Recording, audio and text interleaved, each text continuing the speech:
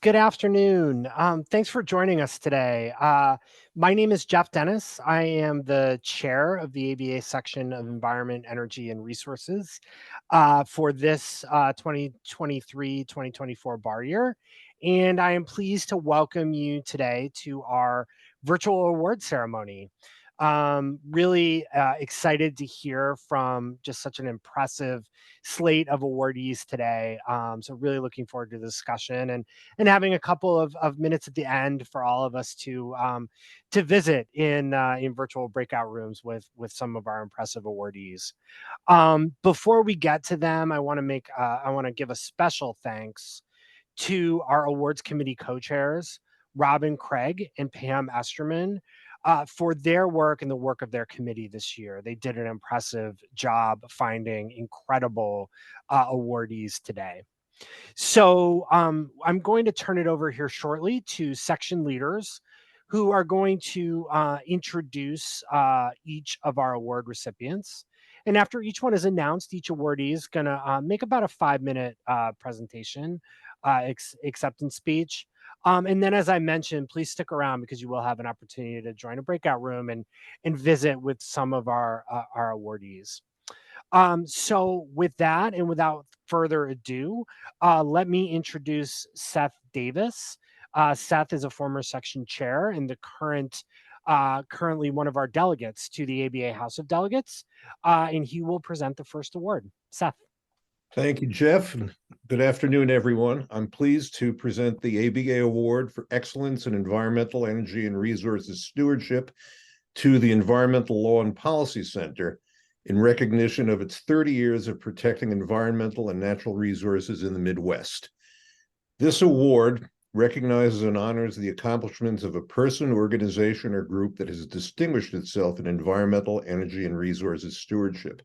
The nominees must be people, entities, or organizations that have made significant accomplishments or demonstrated recognized leadership in the areas of sustainable development, energy, environmental, or resources stewardship. The ELPC meets these high standards. In 2023, the ELPC is celebrating 30 years of remarkable litigation and policy advocacy achievements in the Midwest and nationally. Based in Chicago, the ELPC is the Midwest's leading environmental legal advocacy organization, with many of its efforts seeking to improve Great Lakes water quality. Its mission statement proclaims, "From our cities to small towns, our region's diverse cultures and communities give us strength, creativity, and resilience.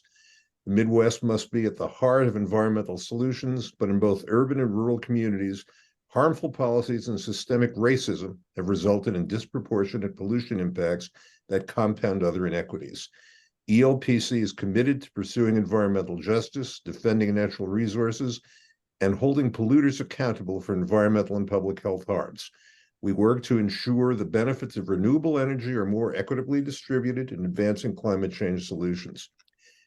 ELPC will continue to learn as an organization as we diversify our staff, engage with community partners, and build effective coalitions because these perspectives make our work more impactful. We all deserve a healthy environment, an equitable economy, and a future for the Midwest that leaves no one behind." ELPC's clean energy and climate solutions and Great Lakes and natural resources protection advocacy put this sustainability principle into action. ELPC works through both courtroom advocacy and constructive projects to remedy past pollution and injustices and to promote stewardship for future generations.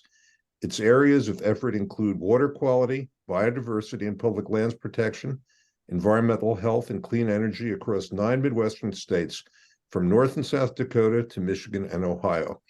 ELPC richly deserves the 2023 ABA Award for Excellence in Environmental, Energy, and Resources Stewardship for its 30 years' work in protecting these often neglected regions of the United States.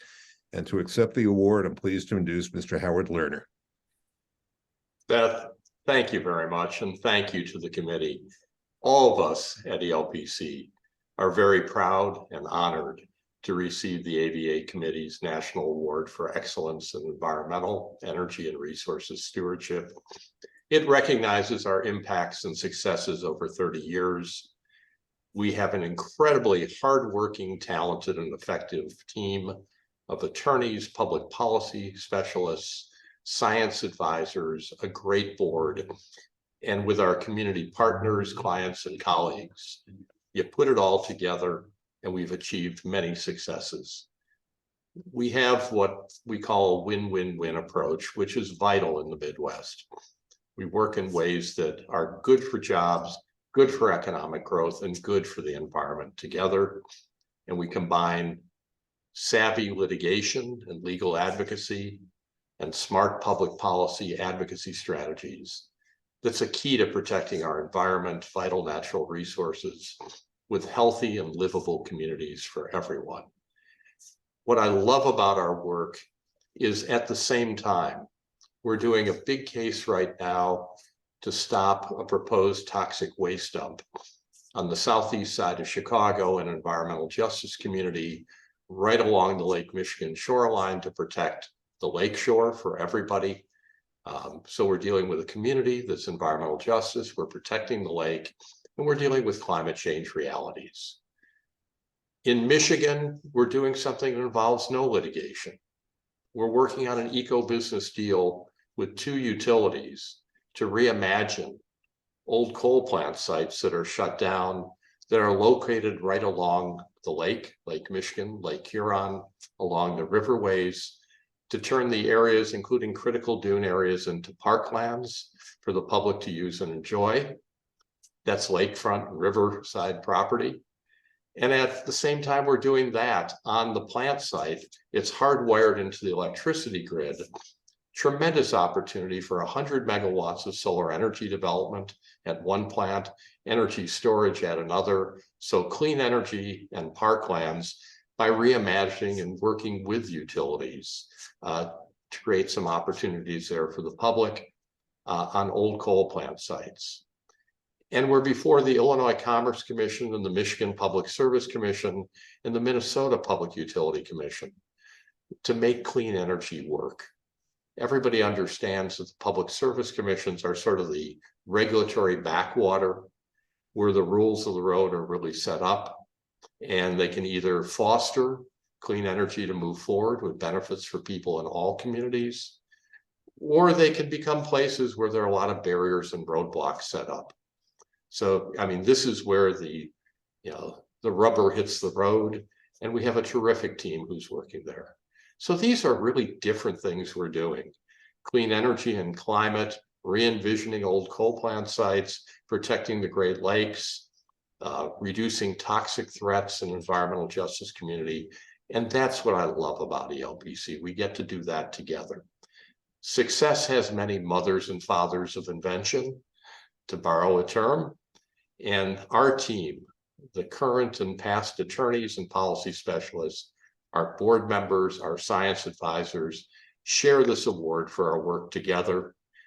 We just want to thank the committee. We want to thank the members for this honor during ELPC's 30th anniversary year. Thank you very much. We're proud and we very much appreciate.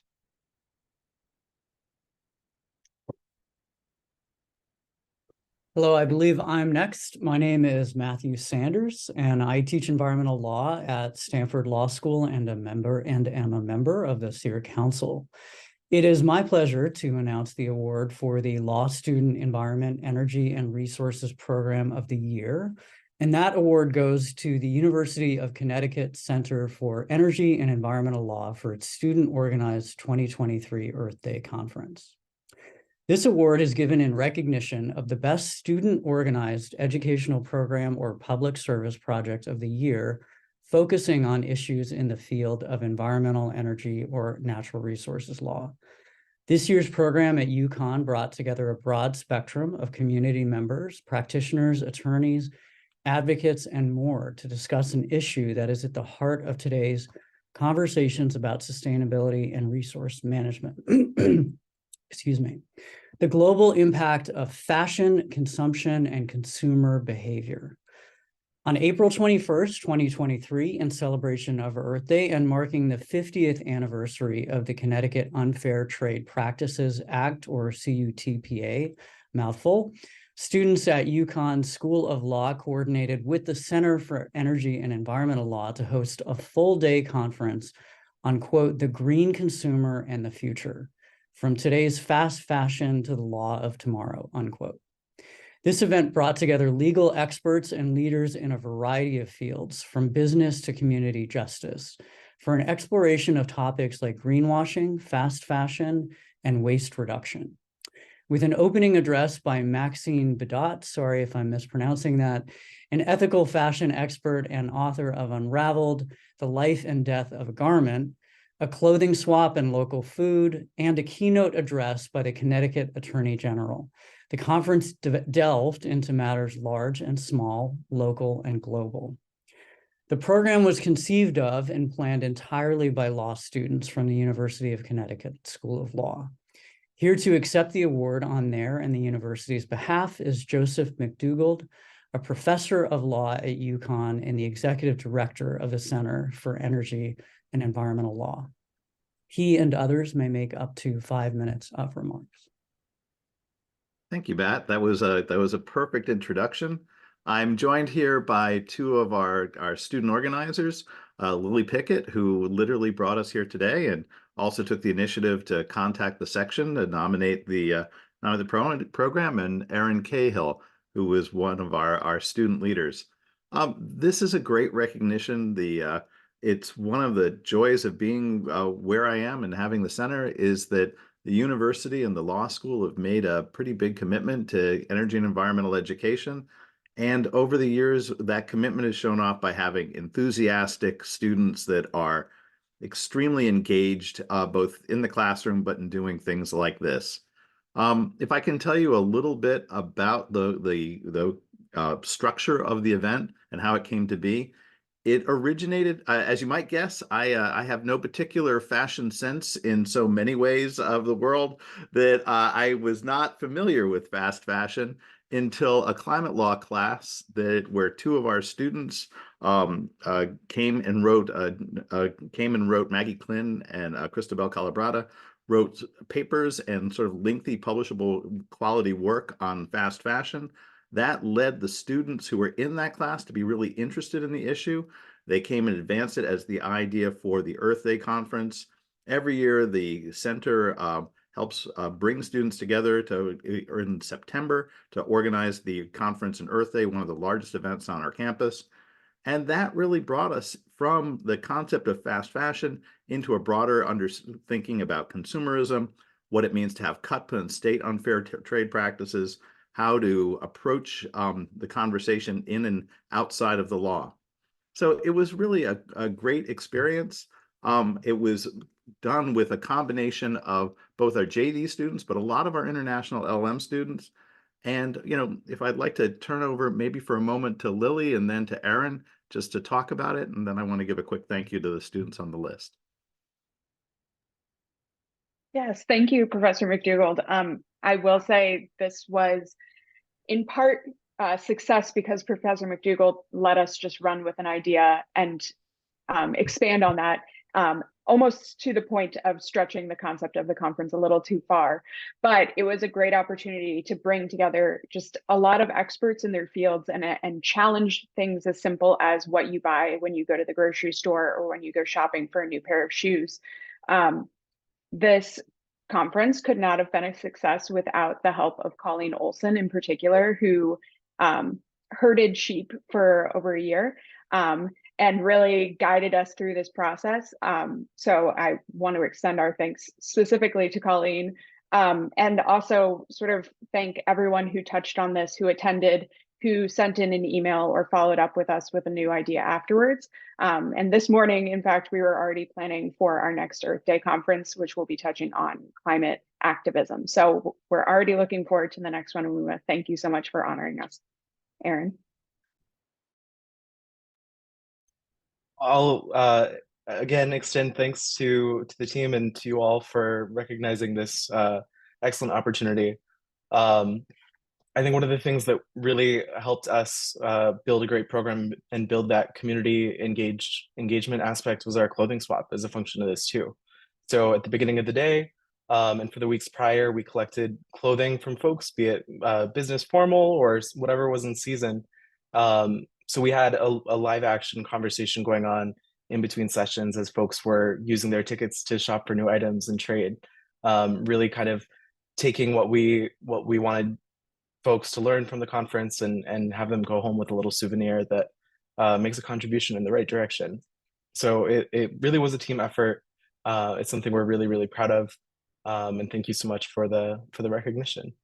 And I'd like to just close by thanking, aside from Colleen Olson, who Lily mentioned, the other students, Madara Malinka, Hannah Bauer, Julia Susser, Maggie Klin, Josh Schneider, Bryn Fury, and Natalia Balzan. About half of those students are international LMs. The other half of that list are our own JDs. Thank you very much for the committee. I really appreciate having the chance for this great student effort to be recognized. Hi, I'm Elizabeth Hurst, and I'm here to present the State or Local Bar Environmental Energy and Resource Program of the Year Award. This award recognizes the best CLE program or a public service project of the year that focuses on issues in the field of environmental, energy, or natural resources law. This year's award goes to the State Bar of Texas's Environmental and Natural Resources Law section for its April 14th, 2022 symposium on legal system changes to address climate change and the energy transition. This full-day program brought together thought leaders on climate to share new approaches and solutions and to discuss the numerous complex issues associated with climate change and the transition to a low-carbon energy future. At the symposium, these cutting-edge topics were discussed by legal practitioners and included sessions on youth standing, international law and climate displacement, transportation, electrification, carbon capture, use and sequestration, geothermal energy in Texas, and balancing water and energy needs, as well as corporate responsibility. This effort was led by and was the brainchild of Nathan Block, who was the chair of the section at the time. He was assisted by his stellar planning committee. Together, they put on an excellent and thought-provoking program. In addition, the section worked diligently to include law students in its symposium. This program was presented in conjunction with the Texas Environmental Law Journal of Texas, which published a special edition for the symposium. Student authors were allowed the opportunity to present their articles along with leading practitioners. Alessandra Papa was the Texas Environmental Law Journal Symposium Director. She was also a key to the success of the symposium. Ashley Atzvito was the editor-in-chief, and Rhonda Williams was the assistant editor of production for this publication. The 2022 symposium was such a success that they had a second one this year in April. I am pleased to introduce Nathan Block, Managing Counsel at BP America, who will accept the award on behalf of the section. Congratulations, Nathan, to you and the team of lawyers and students that made this symposium possible. I will now hand it over to you for your acceptance remarks. Thank you very much, Elizabeth. Very much appreciate this really, really fantastic award. On behalf of the section, we're tremendously honored to receive it, particularly for the first outing with this event. When we floated the idea, we had some very ambitious goals. We wanted to have it coincide with and publish a special edition of the journal. We wanted to promote more student writing, and we wanted to create opportunities for students to write more prescriptive, aspirational articles distinct from the traditional law review opportunities. So even before the award, we think we were pretty successful. We published 4 student papers, 1 practitioner paper in the special edition. We had a conference with high quality content and 19 fantastic speakers, including students from Texas and from both coasts who published and came to speak. And then we had more than 100 in-person attendees, even though we were still very much within the tail of the pandemic. So there's a long list of folks I have to thank for making that happen. First is the council and the leaders of the environmental section, who were willing to take a risk and embrace starting a new event, which we look forward to continuing. To the dedicated student editors of the Environmental Law Journal, and you heard her mention Alessandra Papa, I have to say she has been absolutely remarkable and continues to support us even though she's graduated and is in practice. We have a fantastic planning committee and they are continuing with us from year to year. Ashley Meyer at Pillsbury, James McGuire at US EPA, Professor Tracy Hester at the University of Houston Law Center, and Pete Wall at Jackson Walker, who is now the immediate past chair of the section. I would be remiss if I didn't thank our financial supporters. Our hosts were our top level financial supporters. Those were Pillsbury, Bracewell, Miller Nash, and my company BP. And then we had sponsor firms Lloyd Gosling, Lisco and Lewis, Jackson Walker, Beveridge and Diamond, and Arnold and Porter all contributed graciously to make this event come together. And then finally, I have to give some personal thanks to a handful of people who have really just rolled up their sleeves and helped make this happen. The first is Jane Piana, an intellectual property lawyer, not even a member of our section, who has really helped us build a bridge to discuss all the important issues related to technology. Emily Lung, who is a transportation policy person who has participated in every aspect, but has done the thankless tasks like jumping in at the last minute to cover sessions when somebody had to drop out. And then finally, Trajan Perez, who was, amongst other things, the first person to volunteer his firm to sponsor and helped us start to get ahead of steam. So again, thank you all very much for the award. We're very proud, and we hope to continue the tradition of this event.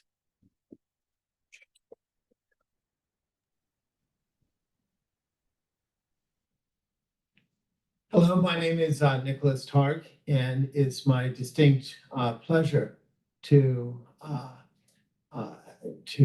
name Veronica Eady as this year's recipient of the Environment, Energy, and Resources Dedication to Diversity and Justice Award. This award recognizes and honors the accomplishments of a person, entities, or organizations that have made significant accomplishments or demonstrated recognized leadership in the areas of environmental justice and/or commitment to gender, racial, and ethnic diversity in the environment, energy, and natural resources legal area, accomplishments in promoting access to environment, energy, and resources, rule of law, and to justice can also be recognized via this award. I can think of no one more deserving or who has touched all of these spaces more than my friend Veronica Eady, who is both a scholar and has played in the sandboxes of many organizations, from US EPA to state organizations to community-based organizations and to foundations. I'm going to just take a moment to walk through a handful of groups with which she is and has been affiliated.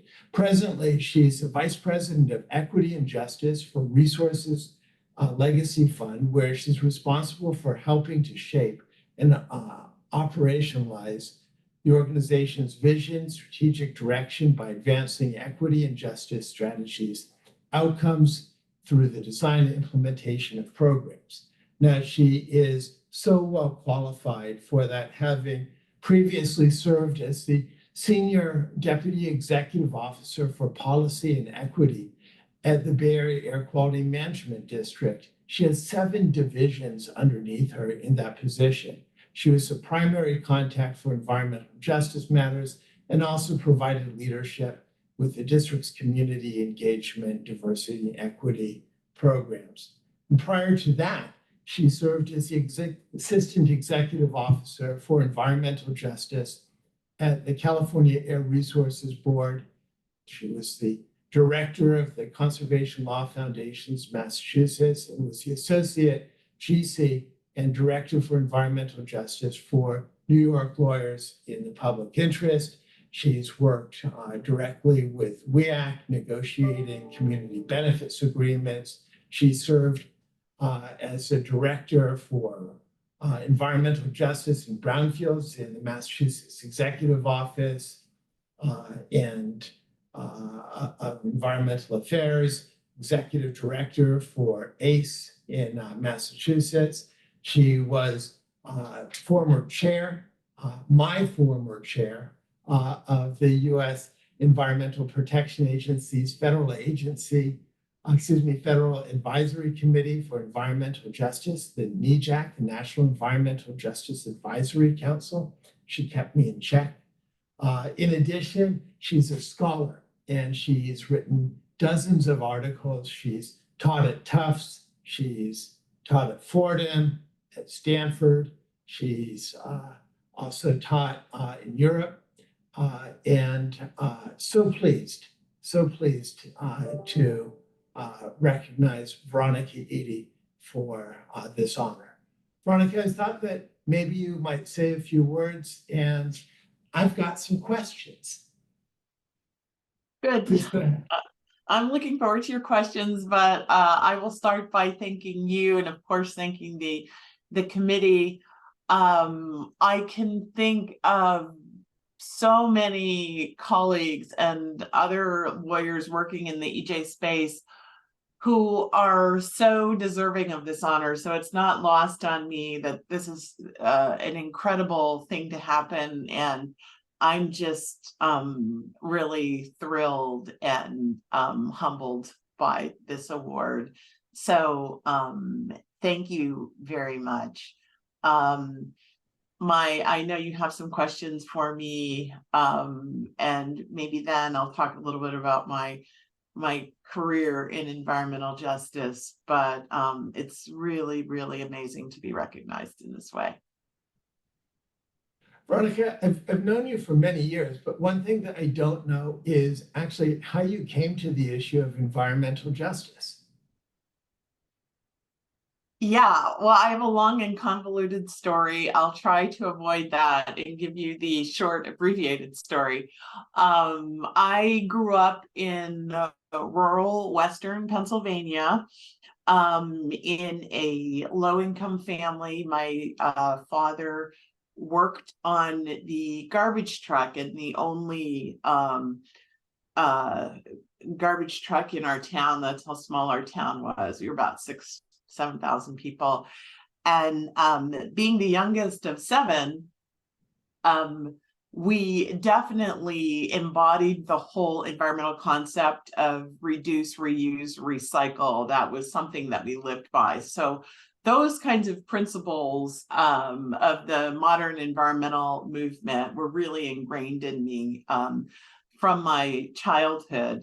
I'm first generation to go to college, and certainly the first lawyer in my family. And so in going to law school, I knew I wanted to be involved in some way, in some form of public service. And my first job out of law school, as you mentioned, was US EPA. I worked in Region 9 first and then Region 8. And I took it upon myself during those years when I was at US EPA to use that as an education about how a regulatory system worked, so that at some point I'd be able to take that education and apply it on behalf of overburdened communities. And I ended up becoming a community lawyer, but also a law professor and many other things during the course of my career. One of the things that I've always admired about your work is that while you are at all times community oriented and apprised, you're also never in a position where you're representing one entity necessarily. You've always found yourself at the intersection, and I think it's where that tension is both perhaps the most challenging and also the most impactful over the long run. And in that regard, I know that you've seen environmental justice face its challenges in different administrations and its acceptance over time. At this point in time, the issue appears to be pretty well embraced, both at a political and also increasingly within the courts at a legal level. I'm wondering, in light of that, whether there are headwinds that you might see, or challenges, or perhaps it's opportunity and clear sailing for environmental justice from here. Well, given the political context that we live in this country, no smooth sailing ahead, but I will say that there have definitely been headwinds and there will continue to be challenges. Some of the headwinds have been just in the last few years, there's been a lot of federal money that's been incredibly helpful to the EJ movement. There's been state money. Some of that money has come through cap and trade programs like we have here in California. And that flow of funding has been really helpful directly to community-based organizations and other environmental groups and other organizations. But it's also been indirectly helpful because it's leveraged money, private funding from philanthropy. So those kinds of things are very helpful. Some of the challenges, believe it or not, this is a benefit and a challenge. At least in California and in some other states, New York, New Jersey, in cities like Chicago, you're finding democracy and community power being very important and growing quite a bit. So you're seeing communities at the table with regulatory agencies, with city governments, forming plans and all sorts of policies and legislation to promote environmental justice. And all of that is good. And I should have said that the funding was a tailwind, not a headwind. All of that is good. Community power is good, but it's also a challenge because we're not used to functioning that way, especially as bureaucrats. Those of us who are or have been bureaucrats, we take pride in our jobs. We're used to doing our jobs, and we get input from the public and from the community. New models are being introduced where the community is at the table a lot earlier and actually working hand in hand and arm in arm with government to form policies. That's an uncomfortable place for bureaucrats and for lawmakers. And so while it's a good thing that I think that, we're deepening our roots around democracy and public participation, it's also a challenge. Some people may find it threatening. And so that's something that we're all going to have to get used to. Veronica, thanks very much. I just want to ask one more question and then looking forward to talking with you further in our breakout here. But let me ask, what's next? And here you are, you've been a regulator in that liminal space for some time now, first with CARB and then with the Bay Area Air Quality Management District. You're now with a foundation, the Resources Legacy Fund. So what is next is, I'm in this new position and I get to really, push up my shirt sleeves and help build a movement in a way that I've never done before, talking to people, getting money going into their direction. All of that is very exciting and it gives me a lot of hope. This morning I had coffee with somebody who recently started an organization around tree planting. It's a climate change organization and setting goals around planting trees, especially in urban environments. Getting to sit down with people like that and hearing their infectious enthusiasm for me gives me a lot of hope for the environmental movement, for the environmental justice movement, and for our environment and public health. So if I were to say in a word, what is next? Hope is next. Hope is always good, and we look forward to seeing the movement. On behalf of the section of Environment, Energy, and Resources, it gives me very great pleasure to see you receive this award. Thank you. Thank you, Nicholas. And if I may say, hope is next in more ways than one, but I will leave it at that.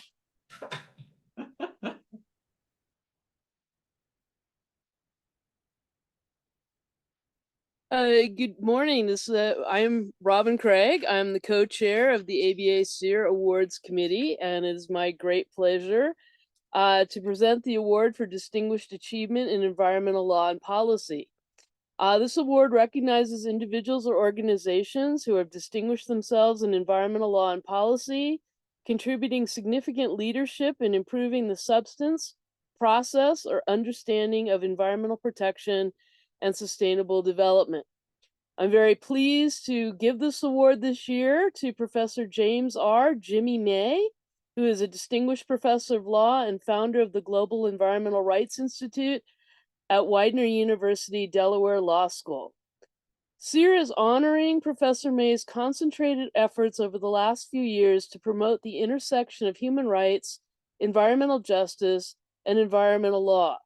This is a field of research and activism that he has helped to pioneer. His outpouring of energy includes 5 books, multiple articles and book chapters, and numerous speaking events, as well as leadership within the ABA and through the Global Environmental Rights Institute at Widener.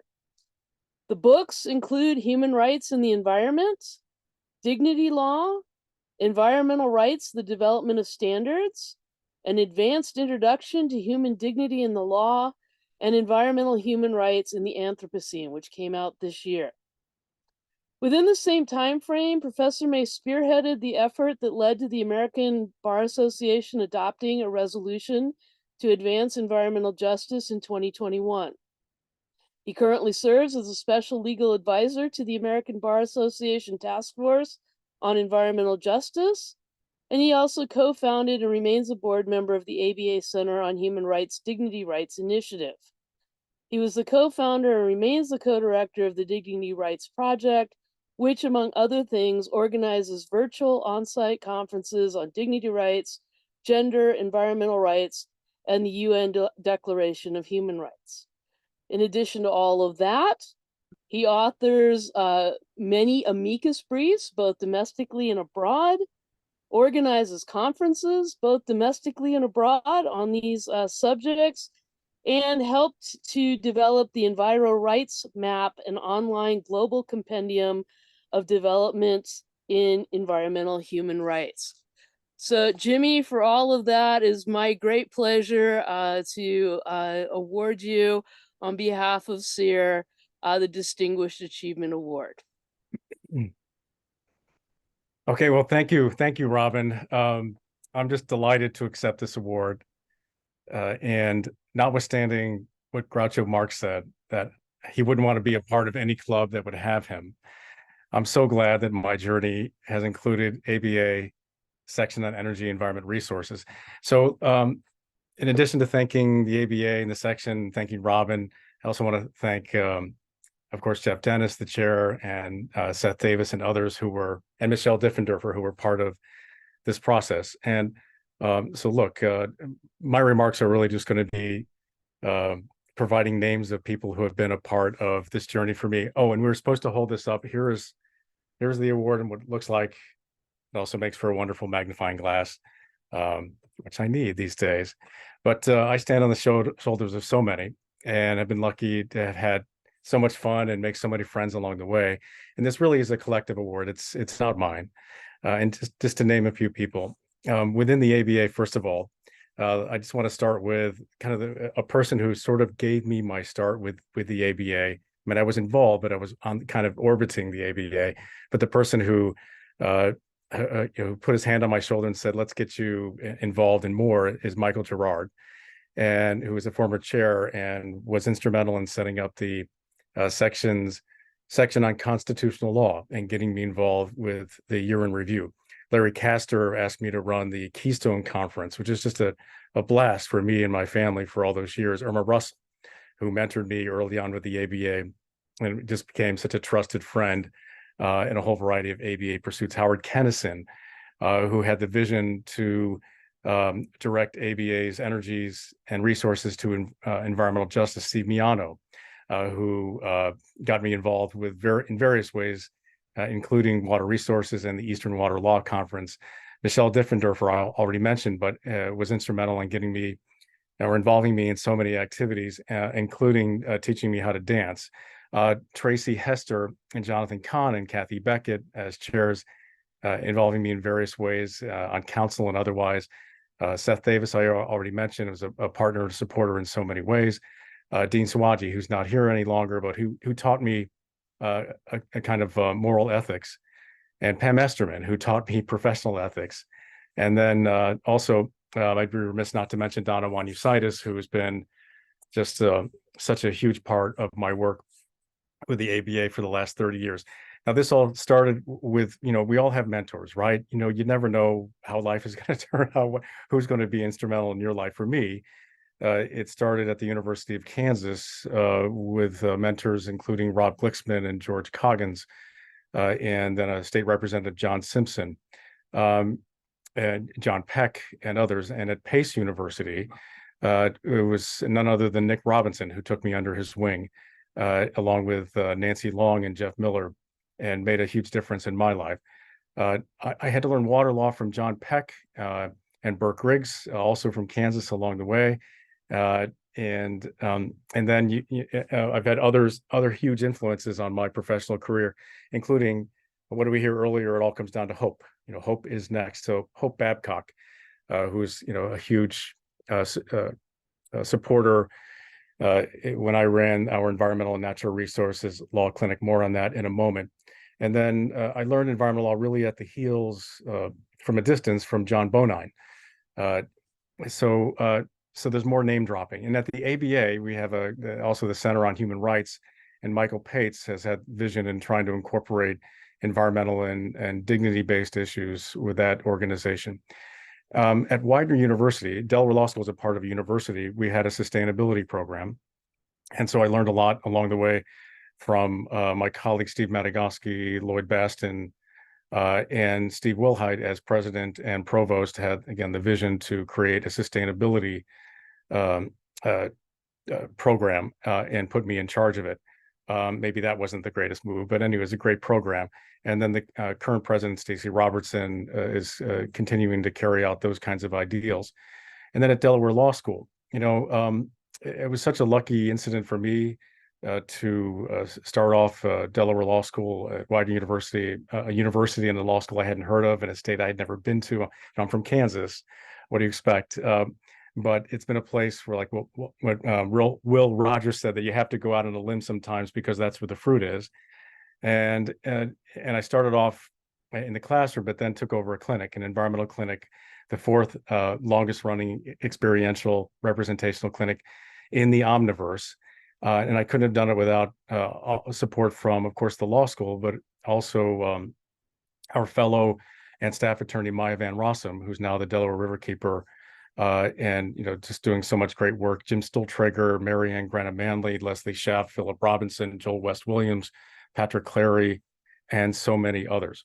And then also at Delaware Law School, again, I've been super fortunate just being able to work with great people, smart people who were instrumental in the course of my career, including first and foremost Aaron Daly, who's been a partner in crime in developing the field of environmental human rights and environmental dignity. John Dernbach, who taught me how to write, by the way, as a student, but then we co-directed the Sustainability and Law Center, and that was always a blast. Ken Crystal, who's run a fantastic clinic for the law school, and support from along the way from current Vice Dean Alicia Kelly, and Dean Todd Clark.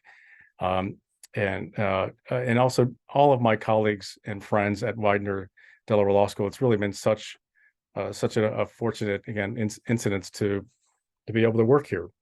Robin mentioned the environmental justice work, so let me mention the people who are implementing and carrying it out and have the vision to do that. Such an important field of law for the ABA, beginning with Quentin Pear, who co-chairs the task force on environmental justice with Nadia Ahmad, and others who are instrumental in that enterprise include Scott Badenoch and Stacey Halliday, and Lawrence Pittman, and a whole variety of others. And then there's my, kind of other accelerators in my journey.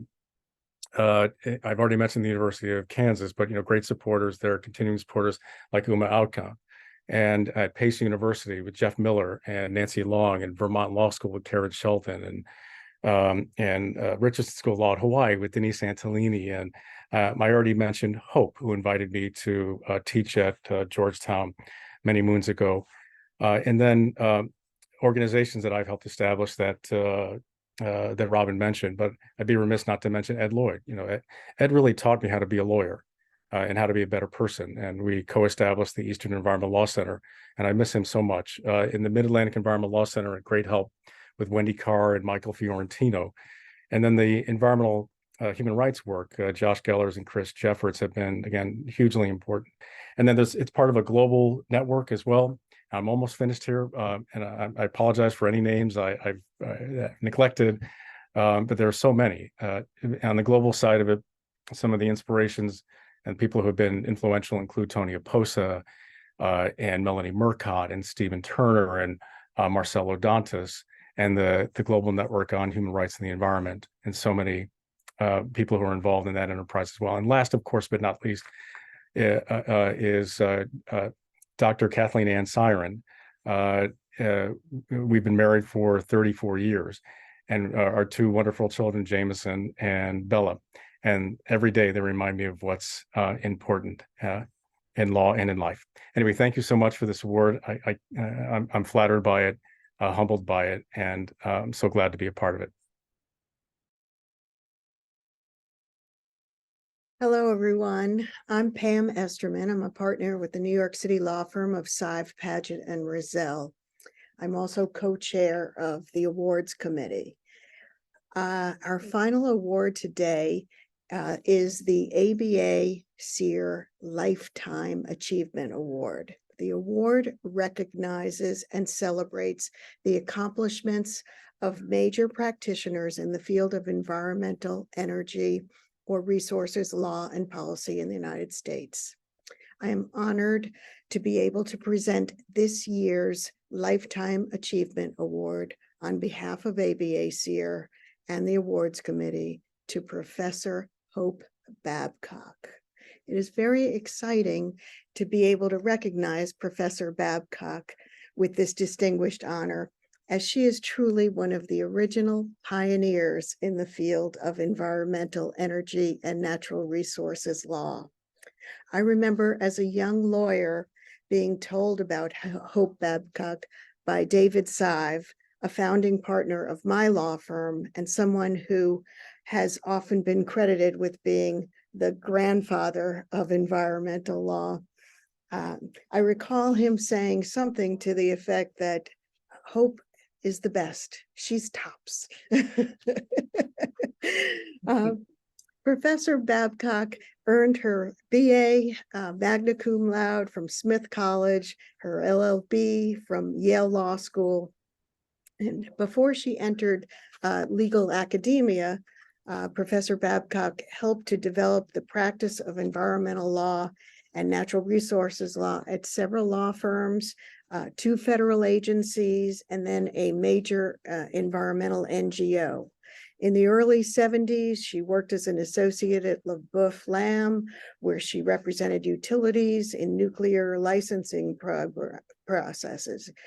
From there, in the mid-70s, she served as the Deputy Assistant Secretary of Energy and Minerals in the U.S. Department of Interior, where she supervised the development and implementation of new regulatory programs under the Surface Mining Control Act and the Outer Continental Shelf Lands Act. She then spent a decade as counsel for the National Audubon Society, serving continuously as director of its Public Lands and Water Program and later general counsel. Professor Babcock began her academic portion of her career in 1984 as an adjunct professor at Antioch Law School, where she taught environmental law. From there, she moved to several other law schools as an adjunct at Catholic University Law School, Pace Law School, Yale Law School, and the University of Pennsylvania Law School. Beginning in 1991, Professor Babcock moved over to Georgetown Law School, where she served as the director of Georgetown Law's Institute of Public Representation. She developed and directed a clinical program that provides legal services on environmental issues to minority and low-income communities, local regional environmental groups, and citizen organizations in Washington, D.C., the Washington, D.C. metropolitan area. The program involves student representation of client interests in the federal and state courts before federal and state agencies and local legislative bodies. In addition, Professor Babcock taught many environmental law courses, including advanced environmental law, environmental conflicts resolution, environmental equity, and an environmental research workshop. During her tremendously varied career, Professor Babcock produced numerous commentary articles, papers, books, book chapters on a variety of topics in environmental law, energy, and natural resources topics. Her scholarship has inspired the preservation of wildlife, the environment, and natural resources, and her work has ranged from water law to tribal sovereignty to the contours of the public trust doctrine to ocean and coastal law. And among her most cited works is a trilogy of articles from 2009 2010 that explored the cumulative impacts of individual behaviors on sustainability and environmental health, offering a variety of perspectives on how to change those behaviors. Professor Babcock was a member of the Standing Committee on Environmental Law of the ABA and served on the Clinton-Gore transition team. It is now my distinct pleasure to be able to present this award to Professor Babcock and turn the virtual podium over to her for some brief remarks. Professor Babcock. Thank you. Thank you so much. Wow. I'm kind of tired listening to all the stuff that I appear to have done. And I want to echo what Jimmy said. Yes, I couldn't have achieved it without a lot of people helping me along the way. But what I wanted to do was to talk a little bit about my career and give you a slightly different version of it. I'm wondering how many honorees have been fired twice, as I have been fired twice. Despite this employment history, the word that comes to mind when I think about my legal career is how lucky I have been. This may seem to be a strange choice of words given that history, but each time I was forced to change jobs, the new position turned out to be terrific. So the first time I was forced to change jobs was because the firm where I was a very, very junior associate and the most recent hire decided to downsize. The partner for whom I worked was a litigator and had no clients of his own. This made me a liability for him when the firm switched from equal shares to shares reflecting income produced. But that involuntary departure led me to become a deputy assistant secretary in the Interior Department. And that happened because I happened to sit next to a friend at a party who just had become a deputy assistant secretary at Interior. And the next thing I knew, I was hired to help develop the new strip mining regulatory program. And again, the serendipity of that new position was because the administration was under pressure to hire women, and they wanted someone with an energy background. Well, I was a woman, and I knew something about energy, albeit not coal. After all, I had helped license nuclear power plants. The second time I was forced to change jobs, I got caught in a political imbroglio, also involving the strip mining program. The Carter administration made a deal with the coal mining industry for a large infusion of cash from them if 4 people from the new program, the director of the program, the head of the enforcement office for the new agency, the chief lawyer for the new program, and me, the deputy assistant secretary. The deal was we had to be fired. The powers that be in the administration wisely tested the waters by starting with the most politically expendable positions, the chief lawyer and me. All hell broke loose in the form of very, very bad press. And if they'd known how bad the press was going to be, I was told by an assistant secretary, they would never have fired anyone. So they stopped with the chief lawyer and me, but I was toast. Although industry would not touch me with a 10-foot pole, the environmental community hailed me as a hero, which is how I ended up at the National Audubon Society as the Deputy General Counsel, and soon General Counsel, when the General Counsel who hired me left.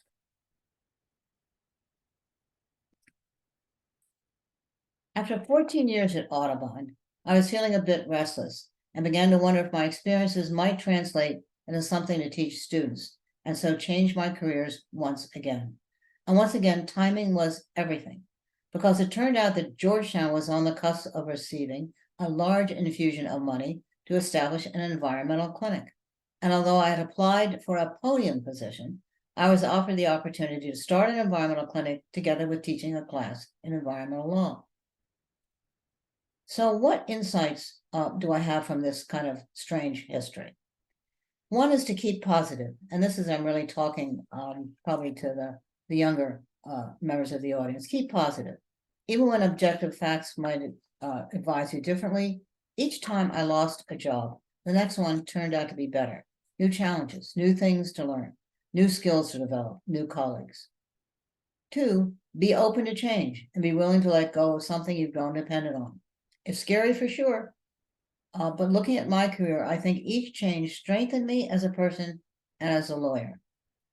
3, recognize an opportunity when it presents itself to you and don't wait for the perfect position. It probably doesn't exist, and the fun thing is learning new things. And 4, be prepared to find the humor in hard moments, like learning that my boss at Interior had to practice closing her office door before she met with me to fire me. So thank you very much. And that's the conclusion of my remarks. Thank you, Hope. And I want to thank all of our awardees and congratulate all of them on their accomplishments. I also want to take this opportunity to thank all of our awardees, family members and guests, and everyone else who has joined this Zoom today for this ceremony.